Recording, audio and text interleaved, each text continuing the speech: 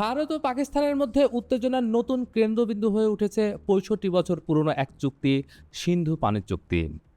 পাকিস্তানের হুঁশিয়ারি, যদি এই চুক্তি ভেঙে ফেলা হয় তাহলে তার ফলাফল হবে ভয়াবহ, এমনকি ধ্বংসের পথেও যেতে পারে।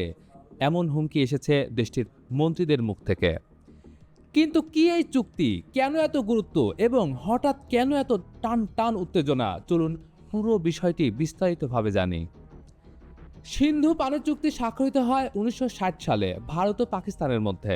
বিশ্বব্যাংকের মধ্যস্থতায় এই চুক্তি নির্ধারণ করে দেয় কোন নদীর পানি কোন দেশ ব্যবহার করবে। চুক্তি অনুযায়ী ভারতকে দেওয়া হয় ৩টি পূর্বাঞ্চলের নদী, রবি, বেয়াস ও শতদ্রু, আর পাকিস্তান পায় ৩টি পশ্চিমাঞ্চলের নদী, সিন্ধু, ঝোলম ও চেনাব। দুই দেশের মধ্যে বহু যুদ্ধ হলেও এই চুক্তি অক্ষত ছিল। এটি ছিল দক্ষিণ এশিয়ার অন্যতম টেকসই দ্বিপাক্ষিক চুক্তি।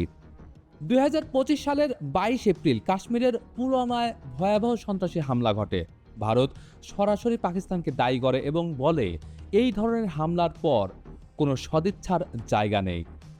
এর মাত্র একদিন পর ভারত জানায় সিন্ধু পানির চুক্তি মুলতবি রাখা হচ্ছে। পররাষ্ট্র সচিব বিক্রম মিশ্রি স্পষ্ট ভাষায় বলেন, পাকিস্তান যদি সন্ত্রাসে মদদ দেওয়া বন্ধ না করে চুক্তি চালিয়ে যাওয়া অসম্ভব। এর মধ্যে ভারতের জলসম্পদ মন্ত্রী ঘোষণা দেন, ভারত থেকে পাকিস্তানে এক ফোঁটা পানিও যাবে না। এই ঘোষণার জবাবে পাকিস্তান কার্যত যুদ্ধের হুঁশিয়ারি দেয়। প্রতিরক্ষামন্ত্রী খাজুয়া আসিফ এক টিভি সাক্ষাৎকারে বলেন, যদি ভারত সিন্ধু নদীর পানি আটকে দেয় পাকিস্তান তা ধ্বংস করে দেবে।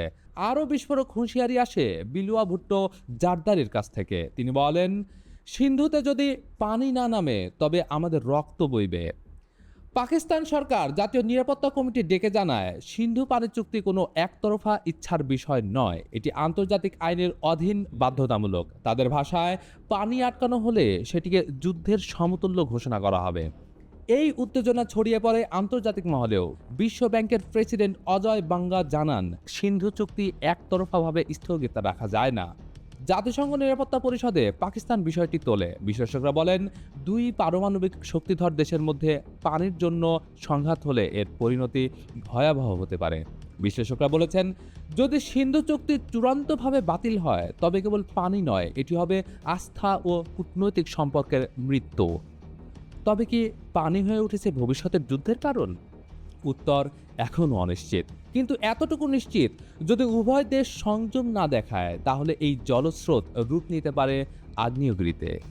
এই ছিল আজকের বিশ্লেষণ, সিন্ধু পানি চুক্তি ঘিরে ভারত পাকিস্তানের নতুন উত্তেজনার কাহিনী। পরবর্তী বিশ্লেষণে আবার দেখা হবে। চোখ রাখুন ডেইলি মিন্টে।